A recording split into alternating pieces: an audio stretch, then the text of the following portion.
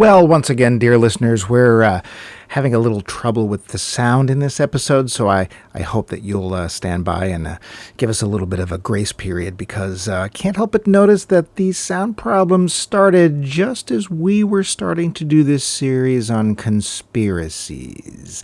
Makes you think, don't it? But please, stay tuned.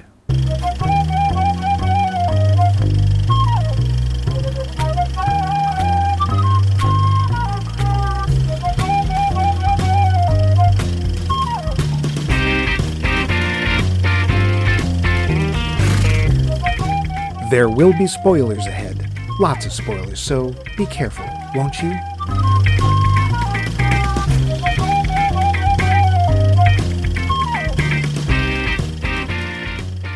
Welcome, dear listeners, if that really is your name, to another in our series, Conspiracy! Conspiracy! This week, space. What is it really? Have you ever been there? I didn't think so. But you're so sure it exists, aren't you, sheeple? Bah. You think we really landed on the moon? Have you seen the moon? You see how small it is? It's like the size of a quarter. How could you get some big galoot like Neil Armstrong clomping all over that? Wake up! This week's film, 1978's Capricorn One, has the dubious distinction of actually feeding into a number of the early 70s, shall we say, special needs theories about how the moon landing was faked, and in some people's headcanon, filmed by Stanley Kubrick. Even though this movie is faking a landing on Mars. Yeah. Which they want us to believe is a totally different planet. How gullible do they think we are? I'm your host, Max.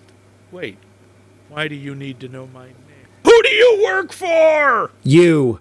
Yes, and over there is your host, Mike Luce. Before we get into this, we have this week's poll question. Poll question. What do you think is the most tense, edge of your seat, forget about popcorn or using the restroom scene of any movie ever? The kind of scene that makes your heart race and your hands dig into the armrests of your chair. This time we're going to lead off with Snowy, a.k.a. Vince. One scene that always gets me, even after literally hundreds of viewings, is the Death Star coming into range of the rebel planet just as the fighters try to destroy it. I always think this time the base might get destroyed. It's a credit to the music and editing. If the scene is on TV and I catch it, I just stop everything and watch it again. Another is the opening long take in Gravity. It freaks me out every time, and I can't take my eyes off the screen. Those are both seriously tense scenes. I didn't see Gravity, but I believe it. Dave says, I have always liked the sequence at the end of North by Northwest, where Eva Marie Saint is being held on by one hand, about to fall off Mount Rushmore, and saying she can't make it. I was totally sucked into that the first time I saw it. But also, have you guys ever devoted any time on your show to Hitchcock? I don't think so. No, I don't think we have, weird? That is very odd. He may have to get his own series. Yeah. Might have to. I'm trying to think. Have we actually done an Ed Wood film? No, we did Ed Wood, but we didn't do an Ed Wood film. So there you go. That's why. Because we haven't devoted any time to Ed Wood, that's why we can't devote any time to Alfred Hitchcock. That doesn't follow at all. Next question. Tyler Stewart says, another Star Wars, the X-Wing attack on the Death Star in Star Wars, and the Death Star moving around the planet to get at the base. The Death Star has cleared the planet. The Death Star has cleared the planet. George Saulnier says the entirety of Hitchcock's The Wrong Man. Oh, I don't know that one. I wonder if it was earlier. It makes me squirm. It also has a depressing but frighteningly truthful ending. Well, I'm intrigued. Yeah. Maybe we should do a series on Hitchcock at some point. Maybe. Daniel Howe says Jaws made me afraid of swimming pools as a kid. And movie Jaws stars. Wins. Yeah. I get that. Yeah, there was a whole summer there where I think that tourism was down on the beaches of New England. But especially Cape Cod. Nobody went near the water. Yep. Yeah, it was Nantucket is where they filmed it. But yeah, something like that. Regan McStravick says Revenant. Pretty sure I don't need to describe which scene. Tied with a similar scene in The Edge. Yeah, I have a thing about bears. See, I don't know The Edge, but all I had to do was say Revenant is like, oh, which I have not seen. And it's like, that's a bear scene. And Yeah, bears. Bears.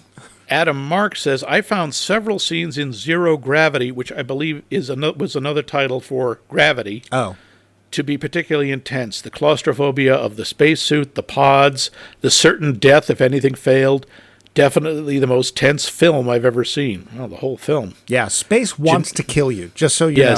Yes, very, space very hates much. us.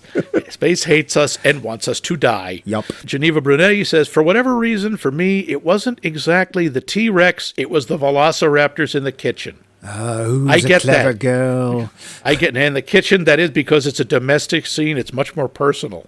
Well, not only that, but the kids are in and around things made of stainless steel, all of which make a lot of noise. Yeah. So every time they did anything, those heads would whip around, and it's yeah. Valerie, look, I'm Mike's sister. Quit making the jokes already. Coons says the scene at the climax of Rear Window when Raymond Burr realizes where Jimmy Stewart is and comes after him. Ooh, Yes, yeah. I see. Yes. Yes, I see. That's my brilliant Godzilla. Another one for me is The Man Who Knew Too Much, when the assassin is about to do his thing. That's what they call it. And Doris Day is watching helplessly, and the camera keeps going to a close-up of the music. Hitchcock really knew how to make the audience sit on the edge of their seats. That is true. I mean, shouldn't be surprised, but 3 votes for Hitchcock. I think we may have to put that on the docket. We should do a series in Hitchcock. Also says, Assistant Stevens says, when Mel Gibson runs out of the cornfield in Signs. Sure. Okay. Charles Forsythe says, I have to think about it. Right now, all I can think of is the line from Repo Man. An ordinary person spends his life avoiding tense situations. A repo man spends his life getting into tense situations. The life is always intense. Is it? Nick Hoffman says, the most tense thing I ever saw on screen was the entirety of Jacob's Ladder. Oh. I saw it originally at the Dome in Hollywood, and although I own a DVD copy, I can't bring myself to watch it. Wow. I'm trying to remember, is that the one where there's an experiment in college with kids and dying or something? No, I think you're thinking of Firestarter. No, I've never seen Firestarter. This was sort of a Vietnam... Actually, I'm not sure. It was a very confusing because you don't really know what's real in it. Oh, then never mind. Well, thanks anyway. Kelly Cooper says, when the movie Silence of the Lamb was over, I had to make a conscious effort to unclamp my hands from the arms of the movie theater seats. The simultaneous door-knocking scene, oh boy, and the basement shooting scene are the specific ones that come to mind, but the whole movie just spirals into greater and greater intensity. Yep, right there with you. Yeah. See our entire episode on Silence of the Lambs. Eitan McCullers just says, No Country for Old Men, gas station. Yep. Didn't see it, but I'll take Max. Watch the coin, friendo. Friendo. Yeah. Friendo. Javier Bardem, he calls it. Oh. Friendo. All you had to do was say Javier Bardem. It's like, okay, never mind. That is a very... Now, what about you, Mike? What is your tensest scene? Your most sphincter clamping scene? It's actually going to be a whole movie. And I only saw it once, and it's a French film. And when I tell you the plot, you'll understand why this film is so tense. It's called Wages of Fear. It is a film... I know that name. Well, where there is an oil well fire. Well, one of the only ways you can put out oil well fires is with explosives. Yeah. And so they get a truck driver to drive from where he is over a very narrow mountain road with a truck full of nitroglycerin to go to take out the well fire. It is really well done, and it drives you nuts for about 90 minutes. So, although Silence of the Lambs, yeah. The only reason I watched that film a second time was because of we did a show on it. And it's not because I didn't like the movie. It was like, I don't know if I can put myself through that again. How about you? Well, the Silence of the Lambs basement scene is one of them, but the one that really jumped out at me at first is in the first Terminator movie, when the Terminator at the end, all the flesh is gone, he's his robot skeleton, he's trying to just reach Sarah Connor through the machine press right before she turns it on. Yeah. I remember just practically jumping out of my seat, leaning forward, going, oh, God, turn it on! Well, and that the damn hand actually is going to close over her leg, the one that she's hurt, as she just managed to pull it out of its grasp. And then she says, I think her line is sayonara sucker or something like that. Terminated blank. Oh, blank. Well, that's kind of... Effer. Oh. Yeah, we don't say that in this show, so we don't get that rating that keeps people from listening. Yes, that's the only thing. Thank you, listener. But thank you all for your answers. They were very cool and very tense. We always look forward to them. Yep. But we have a new question. Oh, here it comes. Tell me, what star of the silver screen, living or dead, would you most want to sit down with over lunch or drinks and talk?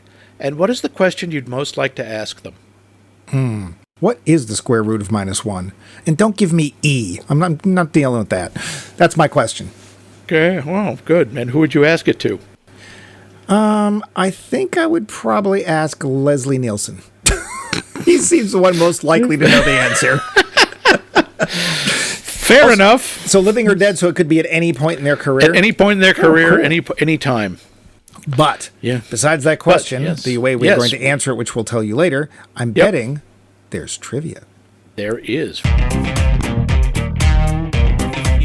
The facts. Budget for this, $5 million. That much. Oh. Say in 1978. Yeah, Star Wars only cost $8. Yeah, there were a lot of names to get.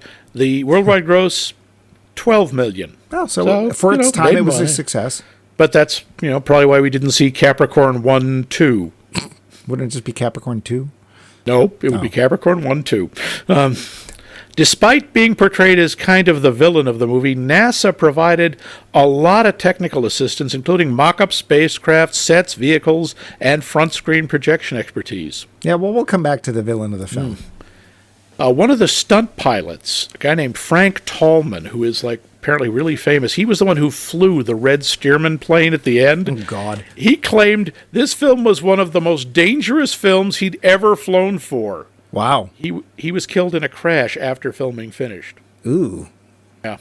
Oddly enough, that's the plane. Telly Savalas plays the pilot in a role that did surprise me. Me too, but we'll get there too.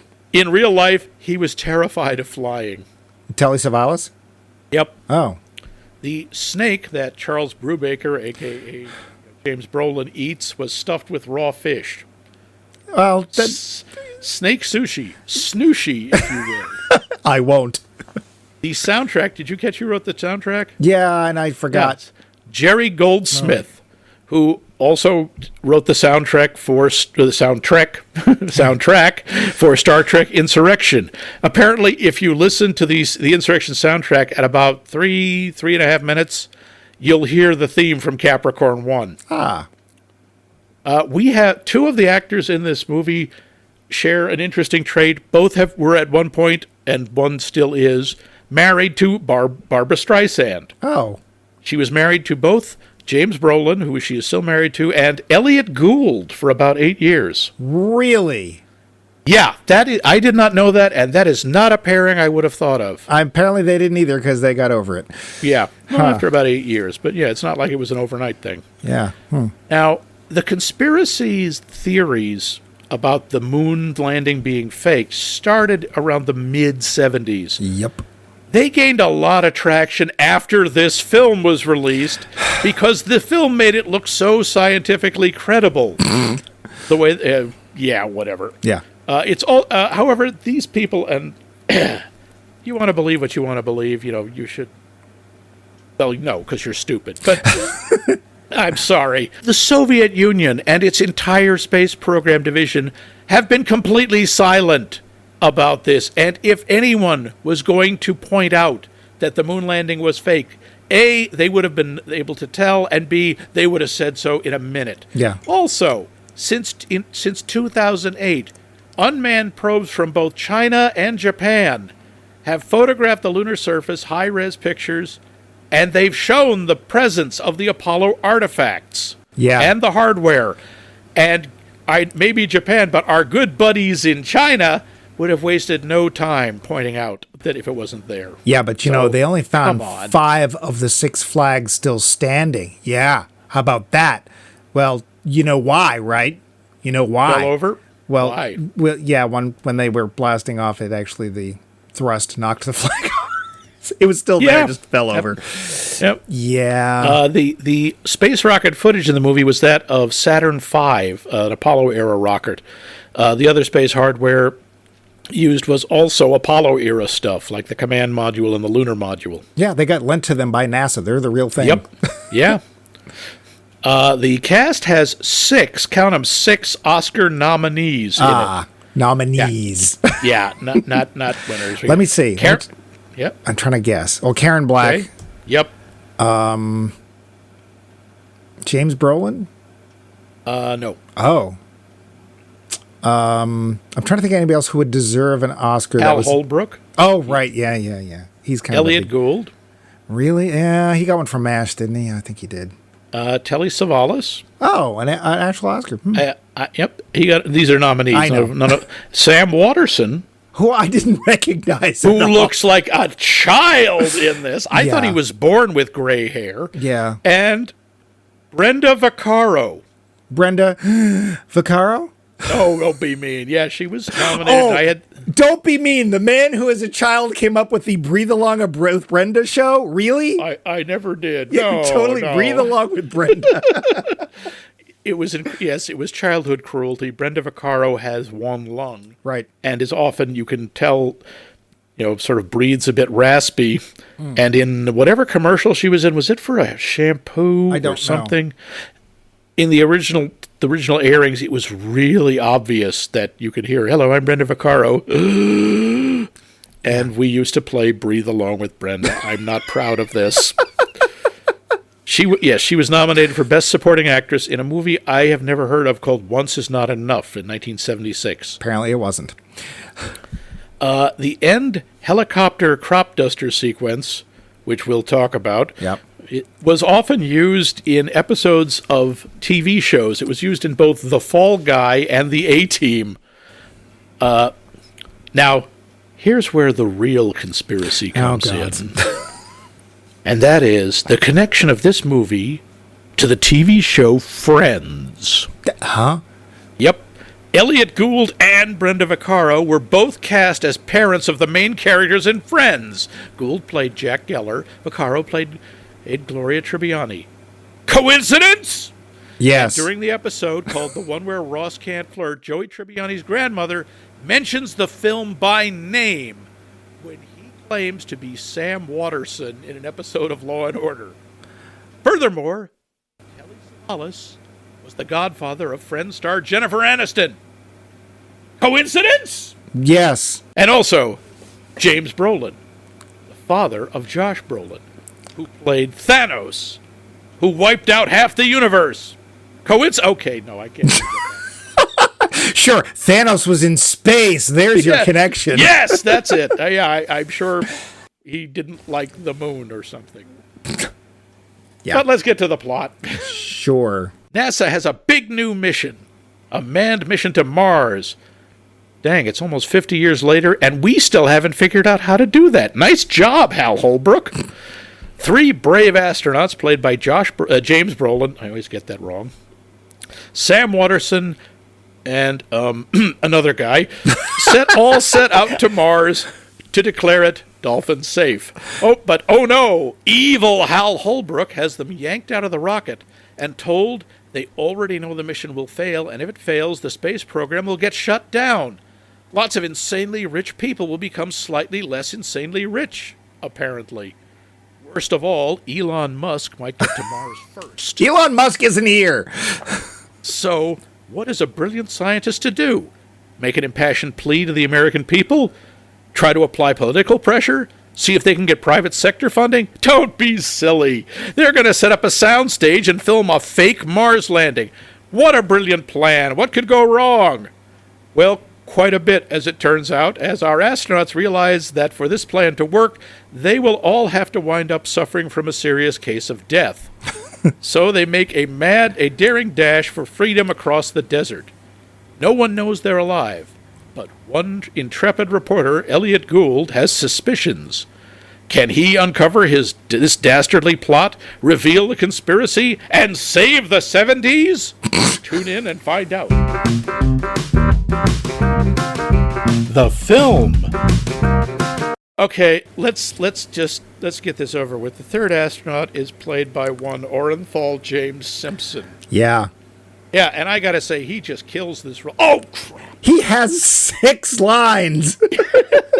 Yeah, I know. He just murders this role. Oh! Too soon? Yeah. He takes a good stab at acting. Oh, God!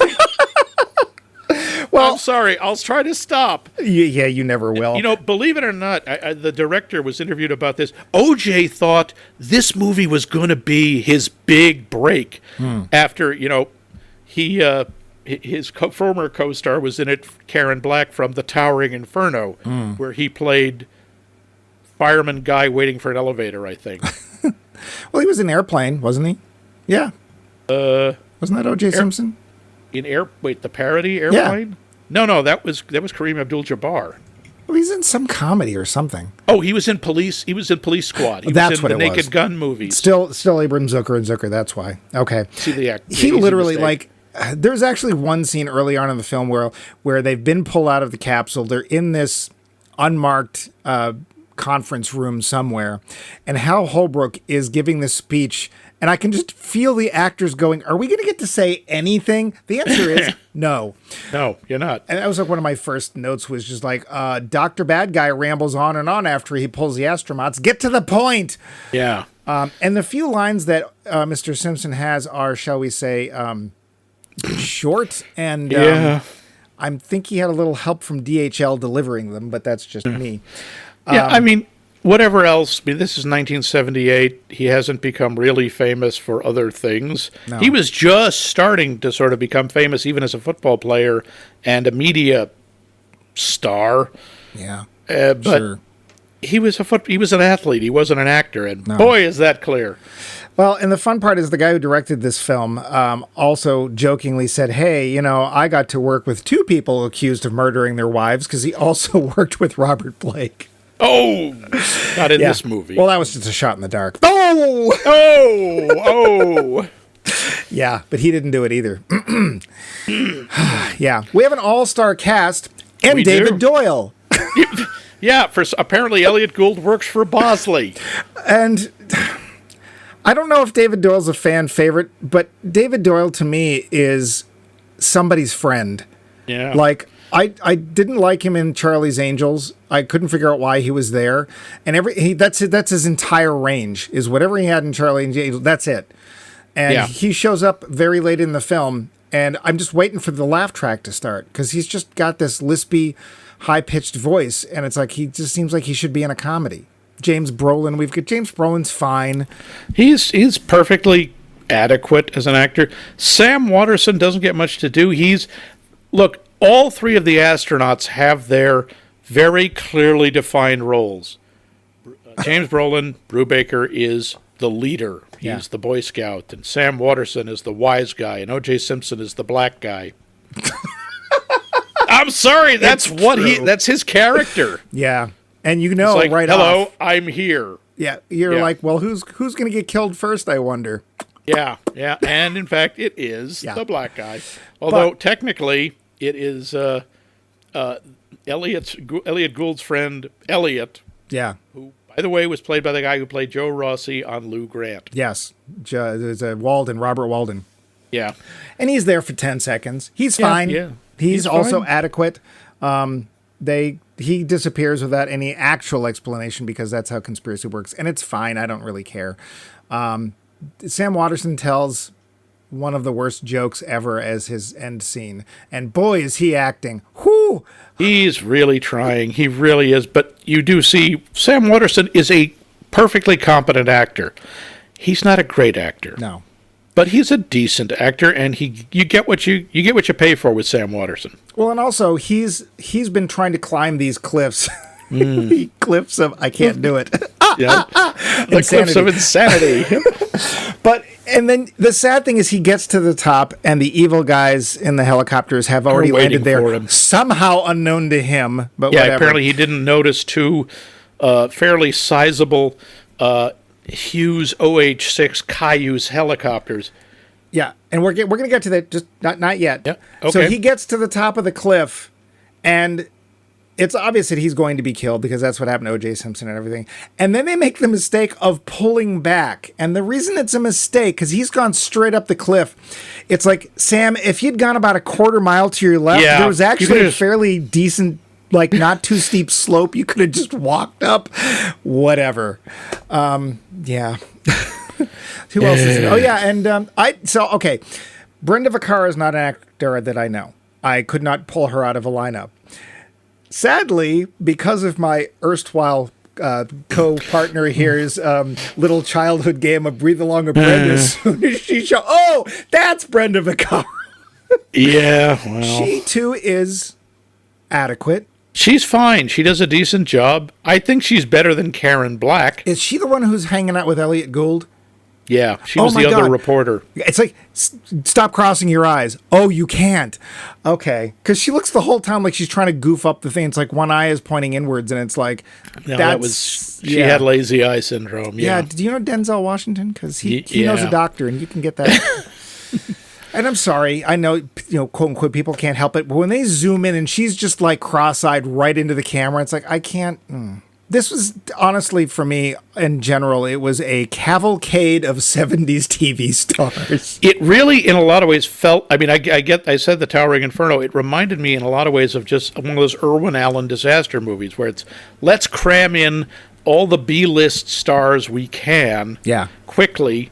Only this, instead of, action and excitement and terror, it's supposed to be tension and conspiracy and fear. Yeah. Something like that. And it kind of is, but we'll get there. Well, without actually being exciting, the movie's pretty dull. Yeah. Speaking of dull, one of the biggest names in this film is Elliott Gould. Yeah. Who I'm going to say is rather terrible. Oh, I didn't think he was terrible. I just didn't think he was really making much of an effort in the whole thing. I just didn't believe a thing he said or did. Not least of which the driving scene, which... Oh, yeah, where his car is somehow... Not only have they tampered with the brakes, they've made it so the car speeds up. Yeah. And then 1978, I don't think you could do that. I mean, the only thing you could really do is sort of like tie down the accelerator cable, and which he'd never be able to start the car, so I don't, whatever. That's what he gets for having an automatic Mustang anyway, so. But Elliott Gould, he's not a favorite of mine anyway, and I just found his acting so sophomoric and just bad, honestly. I like him in a lot of things. I thought in this, he just didn't do much. Well, there may be he was just kind of coasting. Yeah, there may very well be. I think he knew what he was in for. Yeah. So Hal Holbrook is a major star. He was a big deal, and he's fine. He's all right. He's putting in some effort. But my favorite actor for this film, and it's not a big part, absolute favorite, as soon as he shows up, I'm like, that's what this film needs. Some sort of liveliness, is Telly frickin' Savalas. He's the one he has the most energy of any character. He's this awful, obnoxious crop dusting pilot that Elliott Gould wants to hire so he could go out and find James Brolin, who he has somehow magically figured out roughly where he is. Within 1,000 square miles. Yeah, and they're searching in a biplane. Yeah.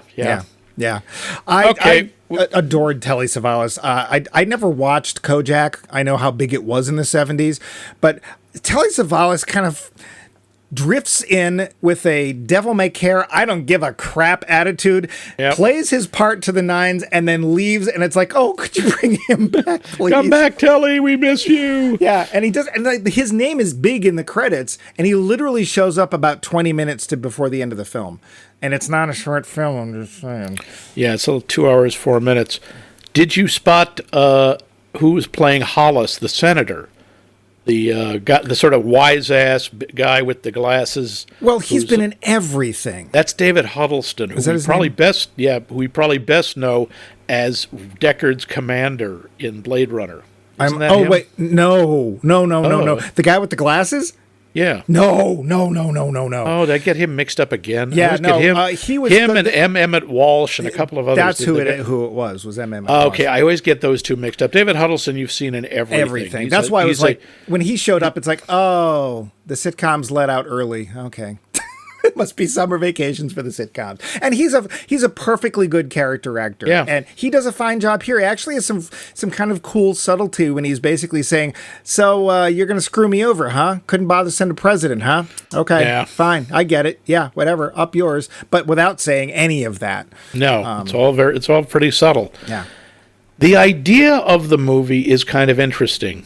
The whole thing is Hal Holbrook, who is Dr. whatever the hell his name Vornoff. is. Dr. Not Dr. Vornoff. I'm pretty sure it's Dr. Warnoff. No, yes. it's Dr. Zarkov. Yeah. It's Dr. Hal Holbrook. Yeah. He's just doing Hal Holbrook. But his whole thing is, it turns out they bought the life support system, and this happens from the lowest bidder, and they cut too many corners, and they realized the astronauts would have been dead in 3 weeks. Yeah. They say, we don't want to do that, but we don't want to cancel the mission, because if we do, Congress is going to cut all funding to the space program. Not like that could ever happen. And It already had by this point. Well, for that phase of it, we haven't got to the space shuttle yet. they're still doing pretty. NASA was still kind of the golden child, because less than 10 years before they landed on the friggin' moon. Yeah. His whole reasoning is. And again, I think the character is supposed to be a little unhinged because he's that desperate, but it doesn't make a great deal of sense. Like, really, you think that's going to be it? There's still the space race going on. There's still the idea of tactical superiority in space. Again, late 70s, not so much, because it just wasn't where, because we quote unquote won the space race, and there wasn't so much push. We'd stopped doing missions to the moon by then. Yeah. And so the major, like the big thing seems to have done, and it felt like a lot of people were like, hey, we did it. We're done now. We don't have to do this anymore. And, we hadn't gotten to the space shuttle. Never mind space stations. Although I think by now we had Skylab. They don't mention Skylab. Hey, do you remember Skylab? Oh, yeah. Duck. Yeah, the best thing is I was working at a day camp the year Skylab was going to fall, and we had a Skylab day and had all the kids wearing hats with little targets on the top of them. Oh, lovely. Yeah, it did not fall anywhere near us, but whatever. So I get his reasoning, and of course, anybody who's in a position in the government that's relying on other parts of the government to back them up and the entire population for being on their side for their livelihood, I can see getting to this position. That part I didn't have a problem with. The problem was, in general, they weren't really prepared in case anything went wrong, because it does. Yeah. The original plan was, we're going to yank these guys out literally 20 minutes before the rocket bursts off, or 10 minutes before the rocket actually takes off. We're going to yank these guys out, take them to this hidden bunker warehouse, old Air Force base from World War II in Texas, and hide them there for the length of this flight. And then we're going to fake live broadcasts and stuff until they come back, and then we'll parade them around. Everybody's happy. The problem is, as the actual capsule with nobody in it is coming down, the heat shield falls off. And everyone is like, oh, they'll be okay, right? I gotta say, I wasn't sure that wasn't planned. No, it was not planned. So No, because everyone's faces was like, oh. Besides which, after they did their last broadcast, why keep them alive? Why keep the astronauts alive? That's what I mean. I thought they faked the heat shield thing because they knew they were going to have to kill the astronauts anyway. No. Because there's no way they would keep the secret. Because it would be a much greater likelihood if the mission ended up being a failure in any way for the funding to still get cut. True. So no, I think that what happened was the heat shield fell off. Maybe it was even part of that whole underbid thing. And Holbrook and his cronies are like, oh, I forgot. And and then that's when, thankfully, the astronauts figure out what's going on, and they hijack a plane that's took them to this place. And even though they knock off one landing gear, they landed safely in the desert. You can theoretically you can do that. Yeah, luckily they can pilot that kind of plane. That doesn't surprise me. You got to remember, most of the astronauts of the Mercury program, anyway, were test pilots. They knew how to fly. Yeah, but it's, that didn't really bother me either. Yeah. The fact that the landing was a little rough, but that was it. Okay, in the middle of the desert. Yeah, they're in the desert. Yeah, on that little whatever Cessna or no, it was bigger than that. It was a little Learjet or something. Yeah, okay. But yeah, the film starts out, just says January 7th, 78, 90, I don't know. We don't know what year. That's the idea. And then they show us the rocket, and hey guys, don't get too close to that rocket, because they do once, and it's like, is that tape? Yeah, not so great. And that, along with the made-for-TV actors. This whole film, to me, I don't know about you, felt this way. The whole film, the way it's shot, its pacing, its glacial pacing, and its beigeness, it's very beige. It's very beige. Just felt to me like a TV movie, a made-for-TV movie. To me, except for the shots in the desert, or whatever part of Texas they were supposed to be in, I thought that had more of a cinematic quality. There was a little more grandeur there, a little more scope. A little. Except, dear gods, those guys are wimps. Like 2 hours out in the desert, and they're already like, water. Look, dudes, we don't know how long. Well, that's what it looks like, because nothing else is happening. It literally looks like 2 hours, and we never see any of them actually drink from their water ration. They actually had cans of water with them. Yeah. And it's like, okay, dude, I've been in a 60-pound costume with a full silicone head mask as an orc at Renfest in 80-plus degree weathers for hours, and I don't tend to eat or drink. I don't eat anything. I don't drink anything. Okay, I have some shade, but I don't have salt crusted around my mouth. It's like, let's calm down. We see one night, so it's apparently only a day that they're out there, and they're already like chewing their own legs off, and it's like, let's calm down a little, shall we? Also, they make a huge mistake. I don't know if you caught this. One of the first things we see our hero, James Brolin, do, and this actually marks the fact that he's the only one who's going to live. Oh, spoiler! Is he tears off one of the legs of his jumpsuit, right? And he covers his head. Yeah, which is a good thing. The problem that's one of the first. Yeah, that night, the leg of the jumpsuit magically comes back and stays there. It grows back, yes. Well, it's magic NASA suit material. It's unstable molecules. Yeah. Also, nobody got a sunburn, but oops, sorry. Whatever. Those are the least of this film's problems. The made-for-TV love you is just right all over this thing. There's one point where we're looking at the sound stage with the Mars lander. It's the lunar lander. It doesn't look any different. And it's like, dude, there's shadows on the backdrop.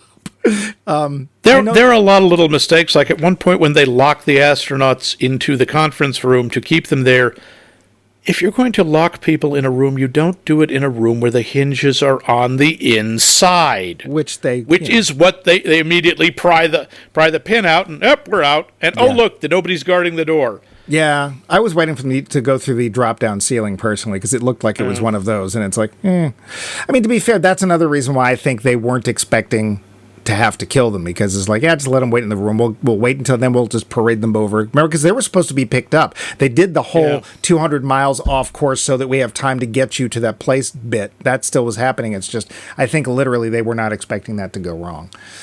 I think the backdrop of Mars was in fact a novel by Edgar Rice Burroughs. I think that's actually one of those Barsoom novels that he did. The backdrop of Mars. It's like Dune. There's like 50 of them, and there's the wonderful little tea time of the soul of Dune and all those. Yeah. Sure didn't take them long to get to Mars, does it? 3 months. I looked through this. It took about 4 months. With today's technology, they estimate it would take 7 to 9 months. Yeah. And how about that capsule? Where do you pee? Well, you pee in your suit. For 3 months? Yeah, that's the other thing. There doesn't appear to be any way to move around in the capsule. No. There's no radiation shielding to speak of. And one of the things they have gone over and over again with astronauts is they need a lot of daily exercise because otherwise they have a really bad bone loss. Being in 0G. But these guys can't even get out of their seats. It's like, Yeah, really? it looks like they're just strapped in and they're supposed to stay there for a total of like 6-7 months. Yeah, and then they get to Mars and what? They empty their suits? How does that happen? Like, trickle, I guess. I've been holding it in for 3.5 months. Yeah. Yes, and you noticed, I was like, okay, what's Brubaker, James Brolin, what's his stepping on to Mars line going to be? And it was really dull. Yeah, but it was, at least he didn't swallow the A the way Neil did. Which one? You know, he didn't say, well, that's one small step for man. He said, that's one small step for a man, one giant leap for mankind, which makes much more sense. Because one small step for man, giant leap for mankind, means, man and mankind mean the same thing there. But because of his accent, he swallowed the A. You can't hear it. I hope it was delicious. On the moon. Yeah. I have another question about Elliott Gould. Why is he so hard to kill? Oh, I don't think he's hard to kill. I think they just hired unbelievably incompetent assassins. Because holy crap, they cut his brake cables, he's okay. They shoot over his head like 2 or 3 times and then leave while he is alone throwing himself onto the ground. He doesn't run and hide. He throws himself on the ground and covers his head. He's right there. Just walk over and shoot him. It's like he fell and they were scared and they ran. Like because he was in it was called Flat Rock, Arizona, which is apparently where they shot a lot of westerns, and it's a fake western town. And he goes off season, whatever that means, and there's nobody there. And as soon as they shoot twice, he hits the dirt. You hear. By the way, that's all sand. What were those tires peeling out against? The parking lot. The plot. The one plot point I kind of liked was the way Brubaker gives the clue to his wife. Yes. They're coming in, they're back in range, they can talk to the Earth, and they're all saying hi to their wives. They're doing because that's always a big dramatic TV moment. Yeah. And he says, tell my son we're going to go to Yosemite again like we did last year. And she gets this funny look, and that's what tips off Elliott Gould. Yeah. And it turns out they didn't go to Yosemite, they went to that place. Yeah. And he had made all these comments about it's amazing what you can fake with film. Right. And that's what tips her off. By the way, that is another problem with we never went to the moon theory. Mm-hmm. The technology required to fake the moon landing did not exist in 1968. Well, and that's part of the deal with the Elliott character played by Robert Walden is he's basically going, oh, this can't be right. It says here that all the broadcasts we're getting are like 300 miles away. That's weird. Or they're actually getting here before they're supposed to. That must. I was kind of surprised he was the only one who noticed that. Yeah. Well, and this is the part that makes the Elliott Gould section really just annoyingly stupid. So this guy, Elliott, he's a technician. He's one of the many people on one of those little, computer stations you saw in Mission Control and whatever. And he makes this discovery. He's like, that's weird. He doesn't sit there and accuse anybody. He's just like, I got this thing I can't explain. Like, what's going on? And he first goes to like his section chief and says, hey, this is this thing going on. What's with that? And the guy's just like, oh, well, which one are you on? Well, I'm on 36. Oh, yeah, we had problems with 36. Thanks for reporting it. It's fine. And he's like, oh, well, figured they'd want to ask him. And he goes back, but then he's like, I'm not going to let this go. And he starts running his own programs on it. And it's like, sure enough, this thing keeps telling me that these broadcasts are coming. For some reason, he waits like 3 months to tell anybody else, but whatever. So he goes to Dr. Evil, Hal Holbrook, and he says, I got this problem. And Holbrook does the same thing. He's like, oh, which one are you on? 36. Oh, yes, we had that fixed. It's okay, fine now. It's like, yeah, but nope, thank you for bringing it to my attention. That was really nice of you. And then goodbye, Elliott. But here's the thing. Elliott's a friend of Elliott Gould. That's not confusing. No. Elliott not only disappears from the middle of a pool game at a bar, Yeah. But then when Elliott Gould goes to look for him, they have replaced the person in his apartment. They have faked magazine subscriptions, and they have faked the fact that this person supposedly has been living there for over a year with receipts and stuff with the manager's office. They can do all that, and they can't shoot Elliott Gould? Yeah, they can basically delete this guy from existence, but they can't kill one schlubby reporter. Yeah, and he drives off a drawbridge at 100 miles an hour, and we know this because it shows the speedometer. Okay, he lives, no, and swims to safety, no, and then goes home. Yeah, he doesn't try to hide out or anything, and then he even goes back to work, and then he calls Karen Black, and they go off and do things and whatever. And their whole his byplay with Karen Black, where he's like, I guess he's hitting on her and she does not interested, but just seems like two people going through this. It's like two people just straight reading who's on first. Yeah, there's no chemistry there at all. No. Also, I am not sure at the end. I don't know a lot about aerial combat, but I have a lot of trouble thinking that little diesel crop dusting plane could play chicken with two Cayuse helicopters, which are designed for speed and maneuverability. Okay, they're not gunships. They have machine guns on them, but they're not designed for heavy combat. They should have shot him out of the air in 2 seconds. Well, the other thing I loved about the helicopters is, for whatever reason, they decided to make them characters. Yes, it's so odd. When the helicopters show up, there are points where the helicopters hovering next to each other turn to face each other. Like they're having a conversation as opposed to talking over the headset. Now, I kind of like that. I thought, oh, that's neat. That kind of dehumanizes it. It makes it seem like they're something else. And then you see the pilots get out. Except that you just blew that. It honestly looks like the helicopters are there. They're looking at the screen, and they turn to each other, and one of them goes, "Hey, Earl, you see those astronauts down there?" "Nope, I don't see the astronauts." They turn back to the screen, and then they turn back to each other. "Oh, what should we do? I guess we should go look for them." "Okay, Earl, I'll see you later." Yeah, and they turn away and leave. It is so weird. It's like they should be like droids from a Star Wars show. It's just bizarre. It was a very strange choice. But again, I thought it could have worked. I thought it could have worked better. I liked the idea that what was after them was inhuman. As far as the conspiracy part goes... Oh, yeah, we should get to that part. Yeah, we should. One of our talking points. What is the actual conspiracy, Max? Would you state it clearly for us? I can't. It's not NASA as a whole. No. Because it's clearly a tiny subset, all being run by evil Hal Holbrook. But he says, and I have this in my notes. Oh, good. There are people out there, forces out there who have a lot to lose. Yeah, and so my note was, wait, they have to fake the Mars landing because of mob ties? Because that's what it sounds like. If they had just thrown in a little defense contractors, Lockheed Martin, they didn't have to name names, but no. Has a lot to lose. NASA's a government organization. Sure, they buy a lot of stuff. Yeah. But there was nothing to... the implication was Hal Holbrook was not alone. I mean, he couldn't have been. He had a lot of help. Who?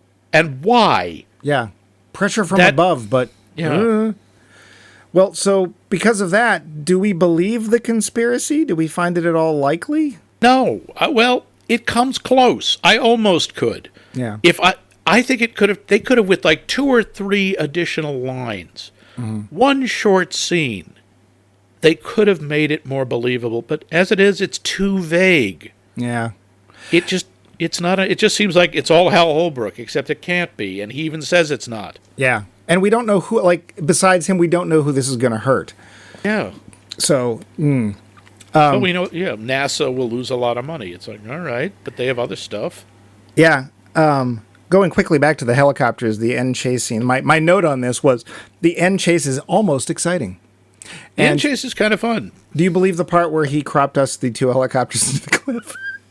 No, I'm sorry, I do not. Because we see it. We see it from inside the helicopter. We see the biplane trailing its cloud of chemicals, and then it swoops up. And from inside the helicopter that's ostensibly following the plane, we see it clear, and there's a cliff, and we do absolutely nothing except just run right into it. And then when that helicopter's done running right into it, the other one goes, "Oh, that looks like a good idea," and does the same thing. Yeah, that sequence just to me didn't make any sense. Again, I'm not an aerial. I don't know a lot about the aircraft. Maybe I somehow it just seems. I had a big I call no way moment then. Yeah. I have a few extra notes about the moon landing hoax theory, just for fun. So it was started in 1976 by a man named Bill Casing. He was a man with no experience in rocketry or really space science of any kind. And he self-published a book called "We Never Went to the Moon: America's $30 Billion Swindle." So that's where that I've heard started. that title, yeah. But also the part you mentioned in trivia, Stanley Kubrick.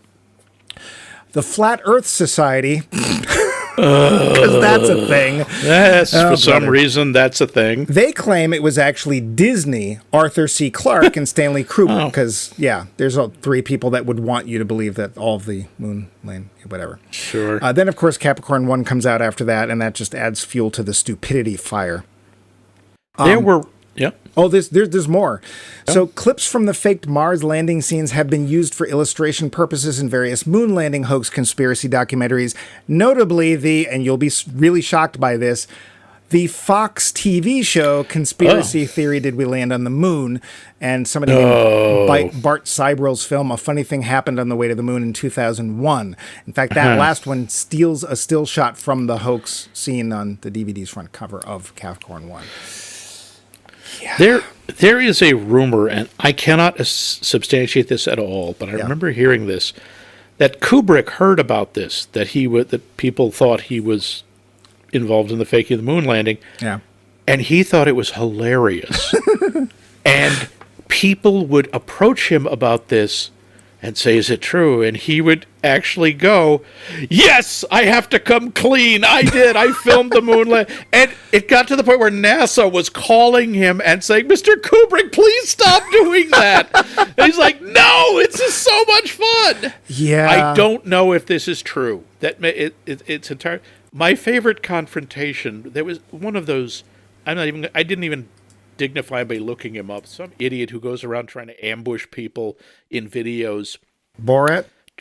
No, this guy isn't even funny. He's just some idiot who doesn't believe that we went to the moon. And he actually tried to ambush Buzz Aldrin, Dr. Buzz Aldrin, the second man on the moon. Yeah. And went up and was yelling at him and holding out a Bible and saying, "Put your hand on this Bible, and why won't you swear on this Bible that you went to the moon? Why are you lying to the American people?" He couldn't get out of his face. And Aldrin, at age 77, turns around and decks the guy.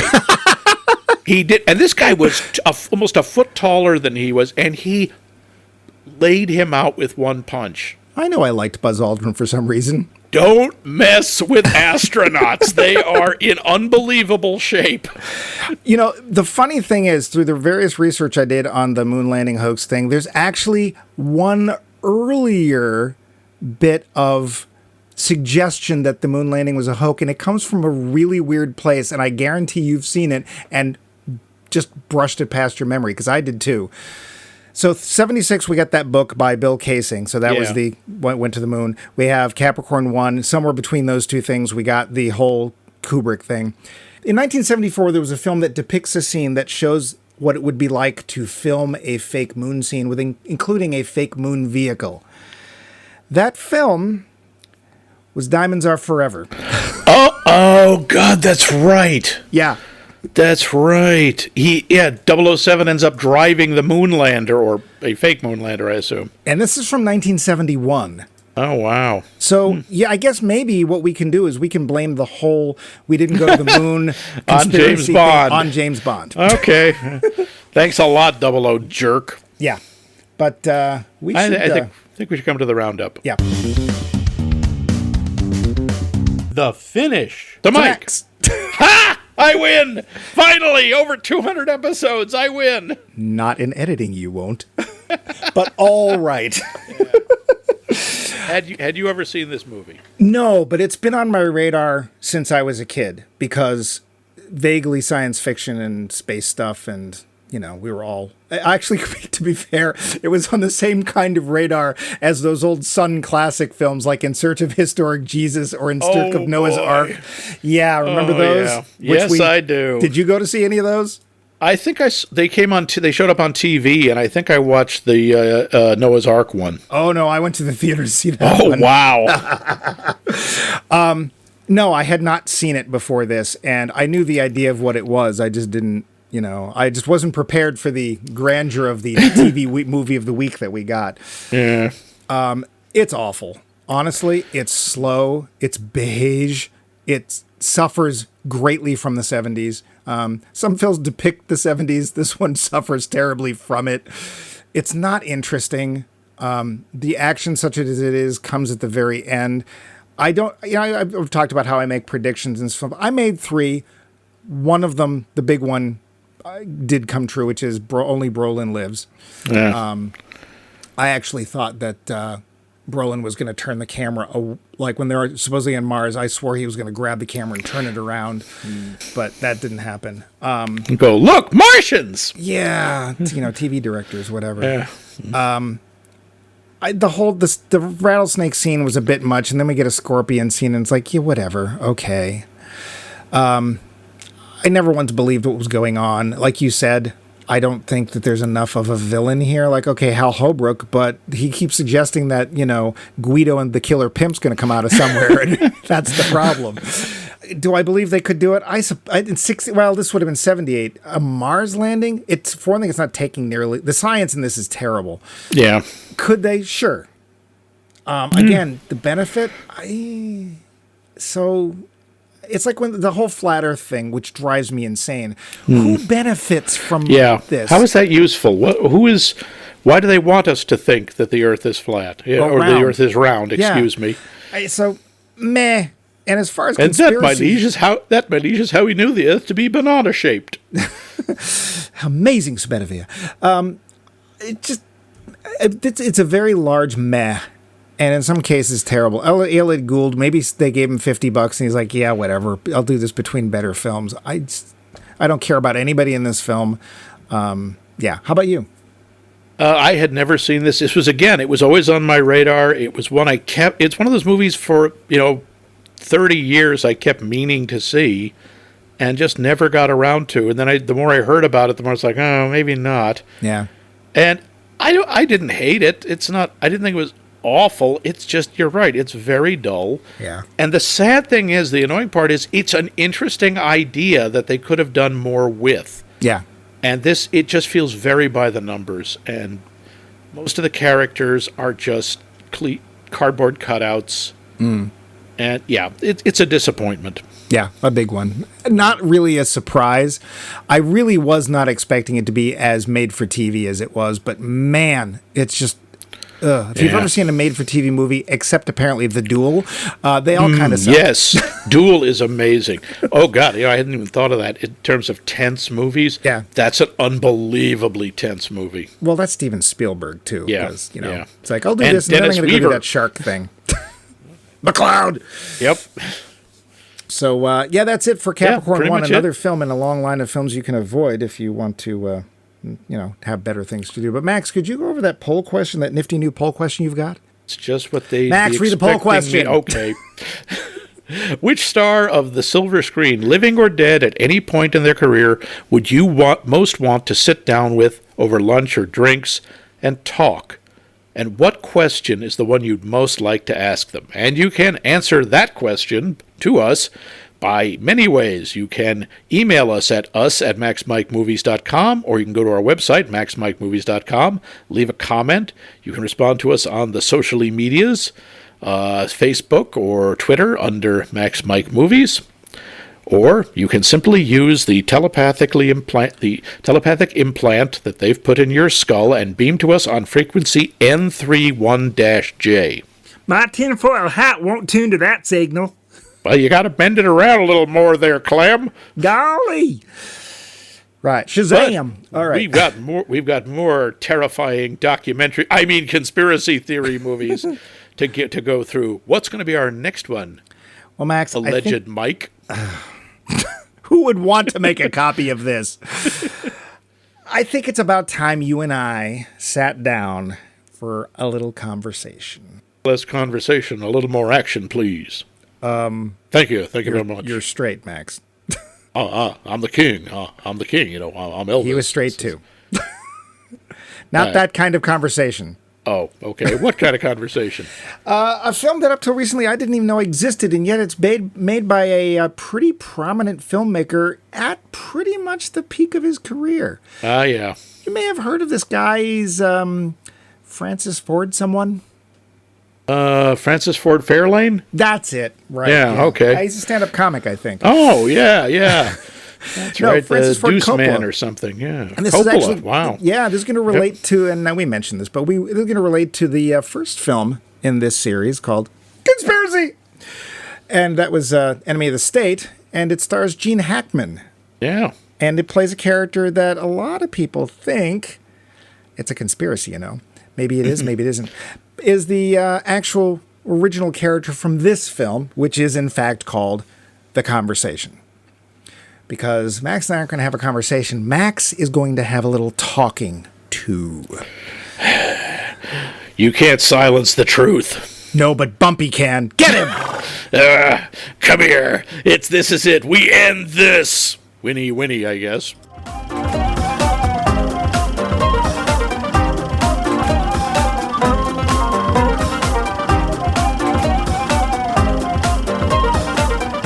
This has been a co-production of The Voice of Max and The Movie Wrench.